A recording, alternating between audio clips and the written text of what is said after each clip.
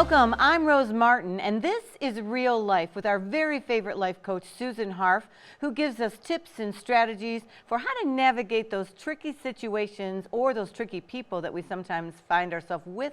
And like you, I cannot wait to hear what's on her mind today. Hi, Susan. Hi, Rose. I'm happy to see you, and I'm so glad that you joined us as well. So today we're talking about toxic people. Oh, I wonder, how do you define toxic people? Well, you know what's interesting is that, well, first of all, the way we define toxic people is we talk about people who are upsetting to us and who make our lives miserable and who repeatedly do behaviors that are very unpleasant for us.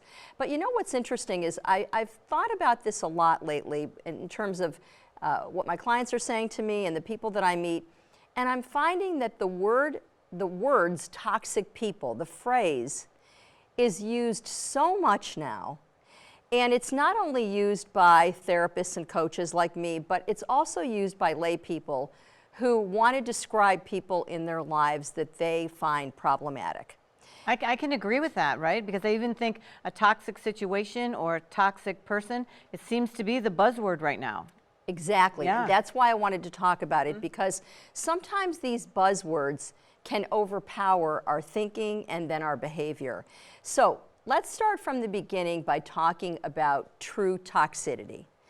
When somebody in your life is a toxic person, it's beyond unpleasant. It's beyond they make you think about the wrong things. What toxic people do is abusive. So abuse is different than, I don't like the way you're acting right now. Abuse is absolutely something that we should not tolerate, and I have, in my practice, advised people to stop interacting with friends, family members, coworkers, supervisors. There have been times when I've said, you got to get out of this situation. Are the words always interchangeable? So if a toxic person, are they always abusive? And is abusive person always toxic or show toxic behaviors? People use the word toxicity too often. They use the word toxic people too often, the phrase. So what I'm saying is, when I mean this is toxic, this situation is toxic, or this relationship is toxic, I'm talking about there is somebody in your life who's abusing you. Most people think of abuse as, off the top of their head, they think of sexual abuse. That absolutely 100% of the time is a showstopper. You leave. If, God forbid, a child is involved, there is no discussion, there's no working it out. That's wrong, you don't stand for it, you leave. And I say that knowing that it's not easy to leave in any situation. But I have advised clients to do that, as I said. So when I say toxic, I mean someone is being abused. They are being mistreated to the point where they don't know who they are anymore. They think that they're the problem. You know, we talk about gaslighting, we talk about situations where narcissistic people make you feel, and I often don't say the word make you feel because I believe that we make ourselves feel, but it's when we're in a situation where we repeatedly feel bad about ourselves because of the kinds of reactions and discussions that are going on with this person. So abuse should never be tolerated. And true abuse is something that you need professional help for. You need help to remove yourself from the situation oftentimes. It's not easy to just get up and go. So I do recommend that you see a therapist, you see a coach like myself, or someone who is going to help you move out of that situation. But that is not going to be the bulk of our discussion today. So are there toxic people? Yes. Generally, they are abusive. Generally, when there's abuse going on, that's when I say this is toxic. You cannot tolerate it any further. This is ruining your life. This needs to be stopped now. And so I'm wondering, are toxic people also just incredibly unhappy or frustrated that then they're showing or putting all those feelings off on somebody else? Yes, but that's not our job to fix them. Right. So there's a myriad of reasons why toxic people are the way they are and why narcissistic people are the way they are, only thinking about themselves and what they're going to gain out of the relationship and how you can be what they want you to be for them, not for yourself. All of those things are operating, but it's not our job to get into a relationship and say, I can fix him Or to her. stay in one. I think that's a really key point that you just made. Like if you're in that situation, emotional, sexual, physical, whatever type of that, psychological abusiveness and that toxicity, to protect yourself or your children and find a way out, find a way to get healthy. Exactly. Now, having said that, and I've now said that I do advise people to leave those relationships. Having said that, most of the time I find today that when people say that person's toxic or this relationship is toxic, they're not talking about the people that we just described. They're talking about something or someone that makes for an unpleasant interaction. So I started thinking, when did we really talk a lot about toxic? Well, you know, when I was growing up, when people talked about this is toxic, they meant bleach. They meant cleaning supplies. Or pollution in the air or the water. Exactly. They meant things that were not people. Right. And so when did we start to think about our relationships as being toxic? And I have to say, I have a lot of colleagues who, like me, they advise people to get out of toxic relationships. But I also have colleagues and friends and people in my life who use the word toxic when it doesn't apply. So that's what I want to focus on right now. When we are in a relationship with somebody who just kind of rubs us the wrong way, we need to think about who this is and why we're in the relationship. If it's somebody you just met and you're thinking about starting a friendship, and every time you're with them, you feel wrong, sort of. You feel like they put you down or they catch you in a situation where you're always feeling like you're not your best. Or there are some people who, just when you meet them, they sort of have an agenda that's not your agenda. So all of those situations, I say, you know what? You're not really in a close relationship with this person to begin with. You don't need to continue it. Yeah. So that's one way. You can say, okay, I don't really need this, and this isn't somebody I want to get closer to. But oftentimes, the people that we are describing as toxic, who are just annoying, are our family members or our close friends. Because if you were to really think about, if I were to say to you, Rose, think about the people in your life who, I don't care if it's one time or lots of times, have made you end the relationship that day, end the interaction saying, wow, what was wrong with them? Or why were they so like that to me? You know, fill in the blank, mean or aggressive or too assertive, or why were they commenting on the way my hair looked or the way what my outfit was doing, or that I wasn't speaking properly, or how could I say that, or why did I do this? If you were to think about anybody in your life who has ever done that with you, I can tell you, if you ask me the question, I would say, yeah, my husband, my siblings, my close friends, my cat, Everybody I know, my close to me. colleague. Exactly. It's called everybody I know. Yeah. Everybody I know has done something to make me feel kind of, what am I doing with them right this minute? Oh, and sometimes it's where I'm coming from. Sometimes it's easier to brush it off.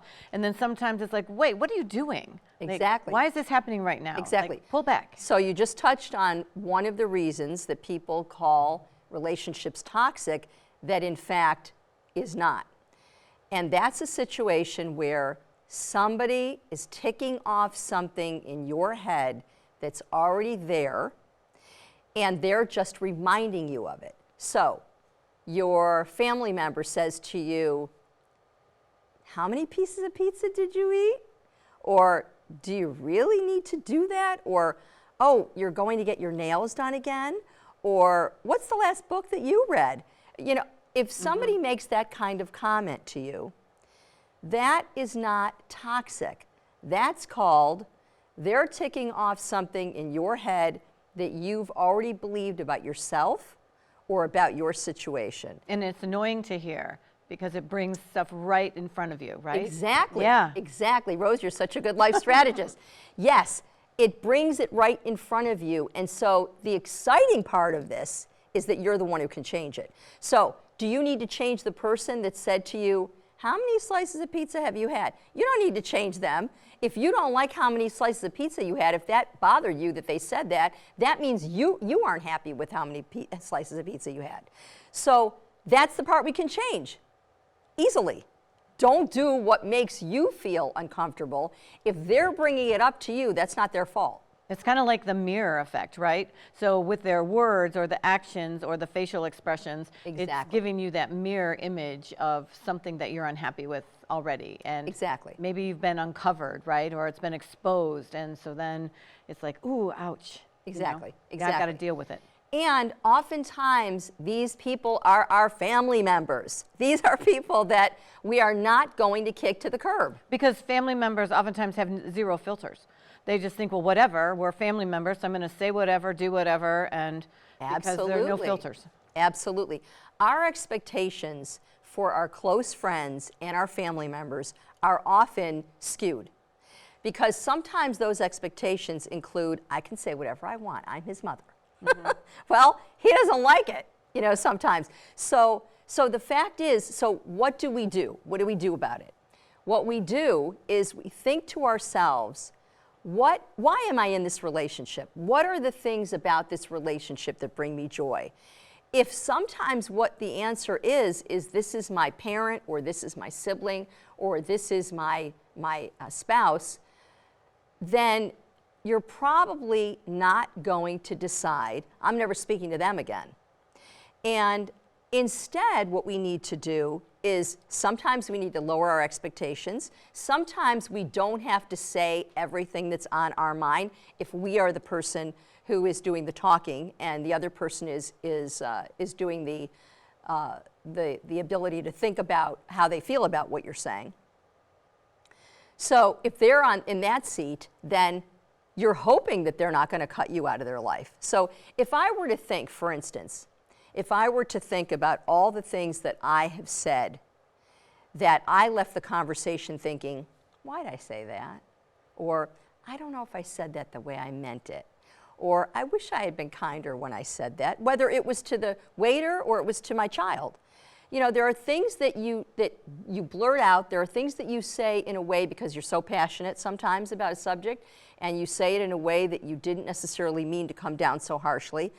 You would not be happy if every time you did, somebody said, the heck with her, she's out. Right.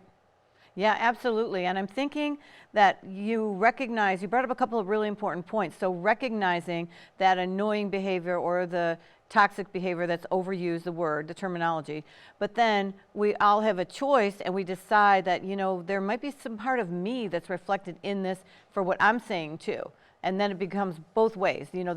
The language becomes a two-way conversation that's toxic, back and forth. So what are some strategies that we can use if we find ourselves in that situation to take a breath, to stop, and to make it better? If it's not like that other end of the spectrum, which was the abusive end of the spectrum, that's entirely different. That goes without saying that I still maintain that's a different situation. Right. So what we need to do is the very first step is what you said. We need to take a breath, we need to take a step back, and we need to not join the barrage of people who are calling everyone in their lives toxic, or some people in their lives toxic, like bleach or like household cleaners, because people are not household cleaners.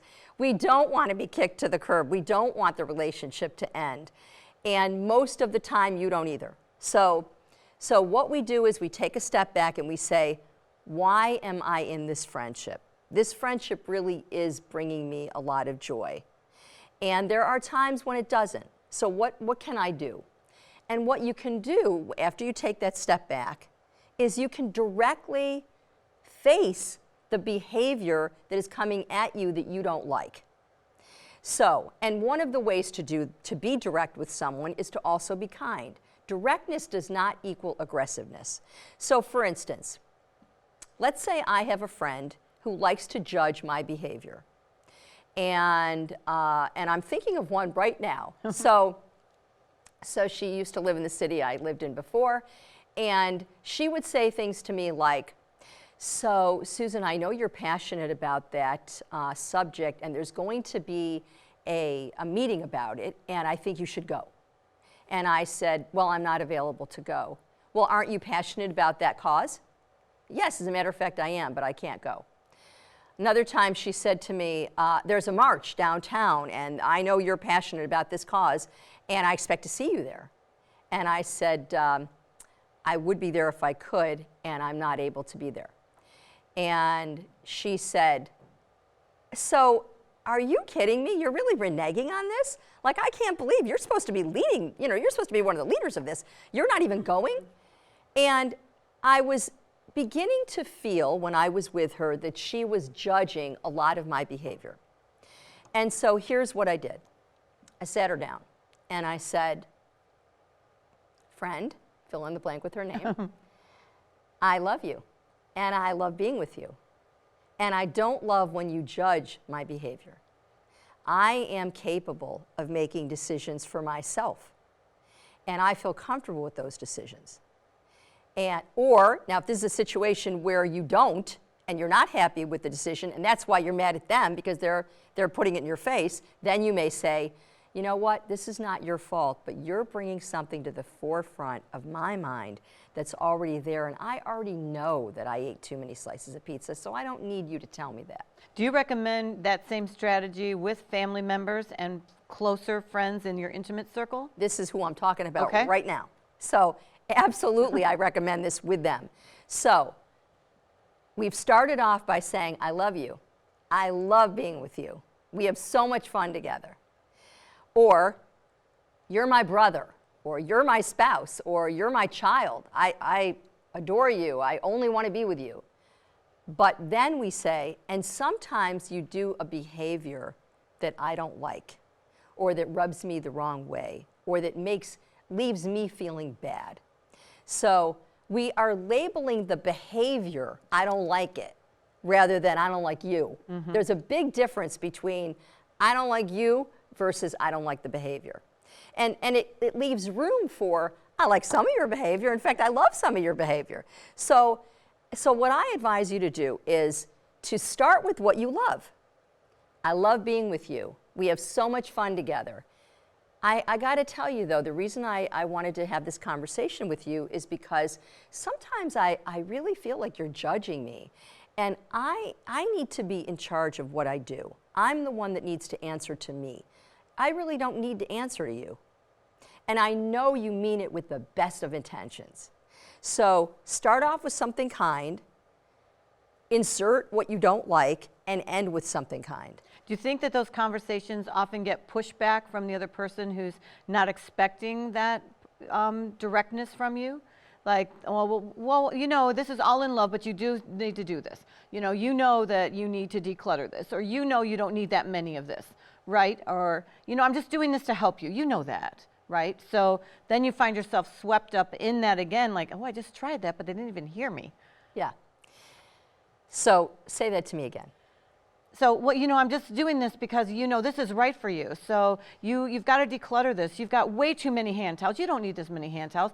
Who needs 47 placemats, in your closet? You'll feel better when you don't have that. I grab your hand and I say, thank you so much. I love how you care about me. I love it. But when you tell me about how many towels to have or how many placemats to have, where my mind goes is, why do you care? And what I do know is you care about me, and that is what is so important to me, and I care about you too. I love you, and I love being with you. But I don't feel good every time you talk to me about your vision for me, your version of what I need to have. That's up to me. That's wonderful advice, because I think too often times we may get those 10 seconds of courage to have that honest conversation, but if we get pushback, we tend to back off again instead of continuing in it with love and with kindness and with the directness. So I think this is such valuable information to help people. And I think also using that word in your head, eliminate it from your vocabulary, because people aren't bleach. Exactly. Like you said, I mean, we've gotten when did cleaning products and people go hand in hand with how we describe them? I mean, think about that. That's crazy, right? It's crazy. So the thing is that when you have these conversations with people, how do you feel afterwards? You feel good. Yeah. You feel like you accomplished something, and you have now moved through a bumpy road with your friend or with your family member or both. So that in and of itself leaves you feeling so good because, you know, it's easy to be with people when everything is agreeable and everybody agrees and we both think the same thing about X, Y, or Z. But that's not real life. Real life is our show. And real life is when we hit these bumps with people because people don't always think the same thing, even about ourselves. So, you know, our parents think that they have the right to tell us what to do. Why is that? Because we are so important to them. So what I'm saying is, again, not abusive, but if they're constantly saying, why don't you get that hair out of your face? Why don't you wear something different? You know, those kinds of things, we need to think of other strategies. Humor is one, directness is one that I am all for.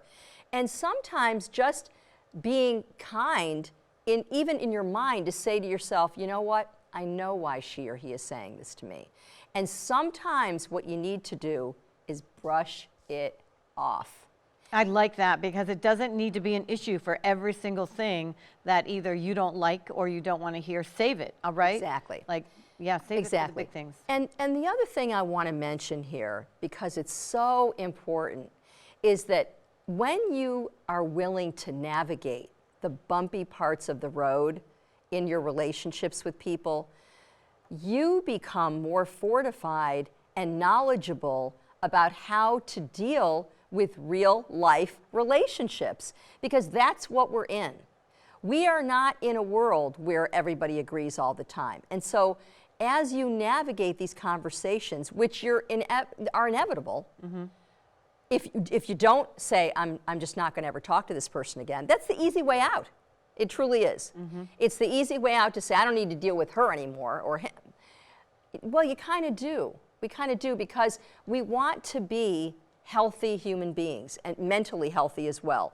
And so we want to be people who are willing to put up with the behavior that people give us along with the love and the joy that they bring us because it's important to, because you deserve it, they deserve it, and we can learn from having these conversations, these direct conversations with people about, number one, how to be kinder to us and us to them, but also it makes us more mature. It makes us able to handle mature relationships that have give and take, that have bumps in the road, that are always not sweet and perfect. And every time we do, people say to me all the time, after they have one of these direct conversations, they feel so much better about the relationship, they feel better about the person, and most of all, when we don't have the relationship, when we don't have those direct conversations, we end up having that angst in the middle of our gut, and it doesn't help me or you. And you know, there's another piece to this though, I think, and that's if the person who's doing things for you has money attached to it. Well, I'm paying for this for you, so this is the way I want this to be done for you. And so then you lose a sense of control or a sense of ownership for it. Well, I probably shouldn't say anything, but yeah, because they're paying for it. When in fact, you have the right to speak your mind in every relationship. What we don't have the right to do is to speak your mind by putting somebody else down. And I love that part because throughout this whole conversation today, you've really stressed the importance of it doesn't have to be in anger. It doesn't have to be. Yeah. It doesn't have to be something that's aggressive or mean. It can be, and it needs to be actually. If you want to have an amicable solution, it needs to be with love and with kindness, and questioning without being accusing. Focus on the behavior, not the person. Yeah, that's important. I don't like this behavior, I love you. Yeah. That's a completely different message than you're going to cut this person out of your life because you don't want to deal with the times when it's hard. So if people are thinking back, okay, so I know now that I'm overusing the word, except for abuse, that's a whole another area. Yep. But then in recognizing the triggers of if you're feeling bad, if you're always feeling maybe inadequate or judged in any kind of given situation like that, that should be red flags to you.